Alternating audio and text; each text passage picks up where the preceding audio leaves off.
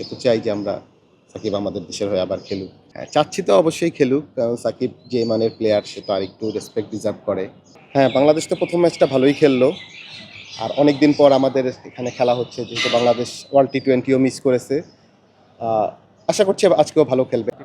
আশা করি ও তো ধারাবাহিকভাবে ভালো করছে, যেটা আমাদের অনেক ব্যাটসম্যানই পারছে না, ইনকনসিস্টেন্স।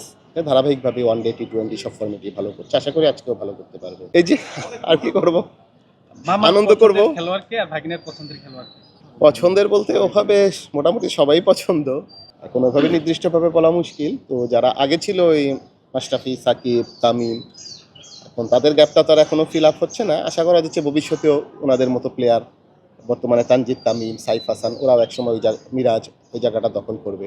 সাকিবকে কি আসলে বাংলাদেশে খেলতে দেওয়া চান কিনা? হ্যাঁ, চাইতো, যেহেতু এরকম একজন সুপারস্টার প্লেয়ার, আমাদের এই মানের প্লেয়ার নেই, সে তো চাই যে আমরা সাকিব আমাদের দেশের হয়ে আবার খেলুক। এখন আমাদের চাওয়ার উপরে তো আসলে সবকিছু ডিপেন্ড করছে না। অবশ্যই আপনাদের চাওয়া তো তবে একটা বিষয় করে। হ্যাঁ, চাচ্ছি তো অবশ্যই খেলুক, কারণ সাকিব যে মানের প্লেয়ার সে তো আরেকটু রেসপেক্ট ডিজার্ভ করে। অ্যাকচুয়ালি হচ্ছে বর্তমানে প্রথম খেলাটা দেখার পর তো মনে হচ্ছে যে এই সিরিজে বাংলাদেশি ফেভারিট, বাংলাদেশি আশা করছি জিতবে ইনশাল্লাহ।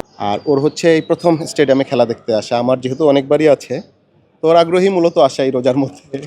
অনেক ভালো লাগছে আসলে। আমি কখনো এর আগে স্টেডিয়ামে আসতে পারিনি, এখনো কখনো স্টেডিয়ামে আগে আসতে পারিনি, এখন প্রথমবারের মতো স্টেডিয়ামে এসেছি। আশা করি উপভোগ করবো খেলাটা ইনশাল্লাহ। বলতে গেলে আমার পছন্দের প্লেয়ার আসলে মুশফিকুর রহিম, কিন্তু সে তো এখনো অবসর। বাট এই দলের মধ্যে যদি আমি বলতে চাই, সেক্ষেত্রে মেহেদী মিরাজ আমার পছন্দের প্লেয়ার।